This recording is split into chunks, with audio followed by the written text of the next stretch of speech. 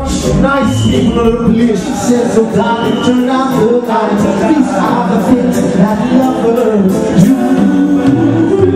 He says, darling, you'll always be mine. All my life I've been waiting for someone like you. Talking about things that you can do. These are the things that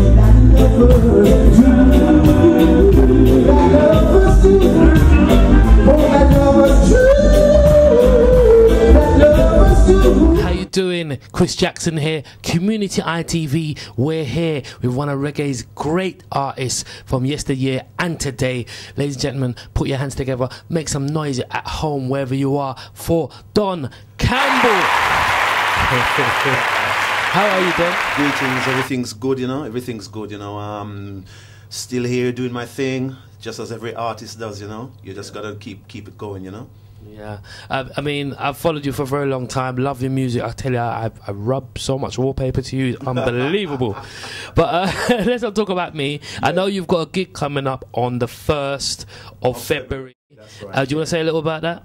Well, I mean, it's Bitty Mclean's Earth Day, and we'll have artists such as me and Barry Boom and some other artists that we appearing to, you know, celebrate his Earth Day and everything, you know, which I think is a good thing. So, Bitty, you know, get yourself ready for the day, you know.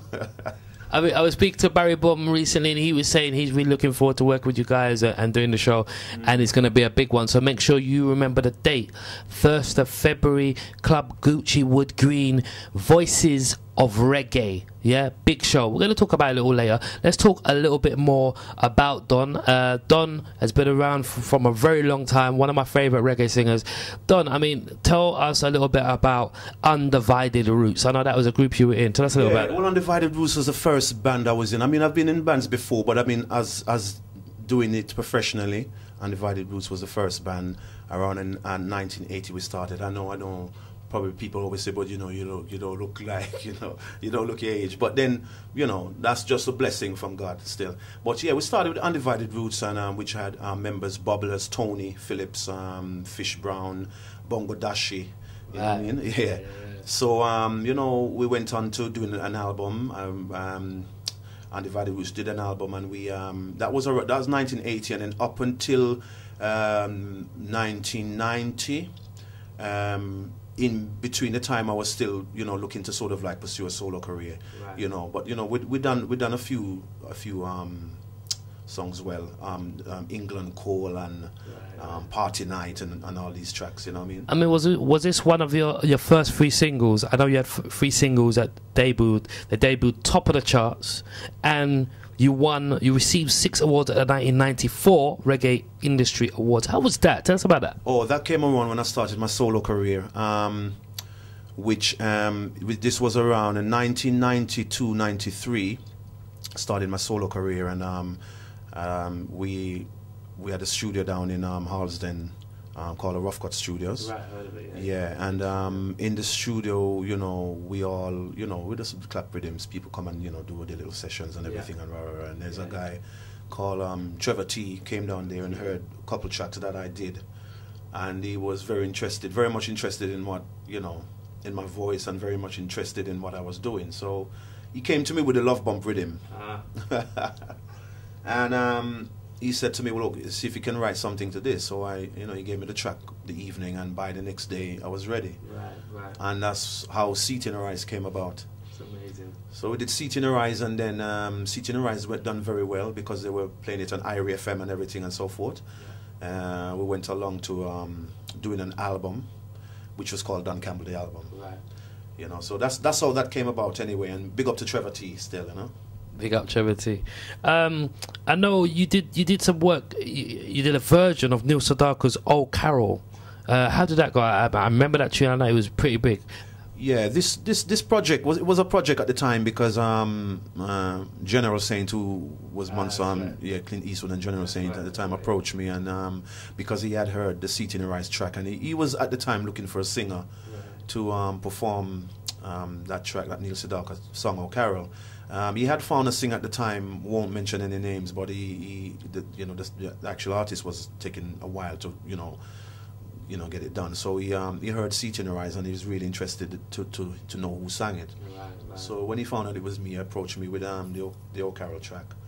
And so, you know, I voiced it, and it was a very big success in Southeast Asia. Oh, wow. It was #1 in Southeast Asia. Wow. Over here in the national charts, it meant about number 50 something like that, you know. So it was a commercial, you know, success for us at the time. And then we went on to doing an album, you know, and so forth, and, you know, travel all around and Australia and everywhere, you know. I mean, it's been a long journey musically for me, you know. I mean, I know you've had quite a few hits. Tell me about Save the Last Dance for me. I mean, that's one of my favorites. Yeah, Save the Last Dance was on the same album that we did O'Carroll and everything, which we did. Most of these songs were, you know, a video was made and everything. Save the Last Dance was another song which Saint apparently said, well, you know, we can, you know, cover this one as well. Which by the Drifters. And that went to number 75 in the charts, which is a great feat. That's right. Yeah, I mean, it was you know, it was a good thing. I mean, it wasn't top of the charts, but it was in the charts. Yeah. If you know what I'm saying. So, I mean, as an artist, just to be in the charts is a fantastic thing. Of course, it is. You know, to actually be in the charts is a great accomplishment. You know, and at the time, you know, we were positive about what we were doing anyway. Yeah. But in so doing that, you know, still sort of like I think even though I was doing that project, my solo career sort of was. It's almost like it took a step back because things were going like too fast at the time as well, because, you know, company was involved and there was this to do, that to do, here to fly out, and all sort of things was going on. So you know, yeah, I was awarded best singer, best this, and best for whatever it was, you know, at the time. But this was pertaining to Seat in the Rise and Lovers Do and most of all these songs at the time. When I did that, I was presented with these awards, you know. So, you know, as I say, it's been a great musical journey, and it still is, you know. Yeah, you keep on doing great tunes. I mean, Stop That Train. That was another tune I really liked. I really which is a Dove. It's a cover song. That's right. You know, yeah, we did it. Saying obviously the DJ in that one. And this one also was Stop That Train. Also was on the album. You know, Time on the Move was the album that we did. That was the name of the album, and all these songs was on that album. Right, fantastic. I mean, you worked with. I mean, you've done a version of the Bee Gees' Island of the Stream, and you've worked with JC Lodge. What was that? What was both those things like? Oh, this was another project going. This was when Jetstar Phonogramics was down in Park Royal there, where they were doing like all of these pop hits in reggae and so forth. You know what I mean? So that was just like a project where they said, "Well, don't come in and do, you know, cover Island in the Stream with JC Lodge," and you know, it was a nice experience, you know, working with her at the time and so forth. So, you know, this is all just, you know, in the works of the work that we do as artists. You know what I mean? Yeah. Keep on creating, being That's original. Right. It's a beautiful thing. Tell me about the Bob Marley Day Festival, Long Beach, California. I know you performed there. How was that? Oh, beautiful. It was really, really fantastic to be there amongst Peter Huntingale and most of all, you know, I think Tipper Irie, all of us was there, you know. And, you know, it was a great thing because we were the UK or you know, the English artists that performed there. And performing there was you know, it was fantastic. You know what I mean? This is Don Campbell.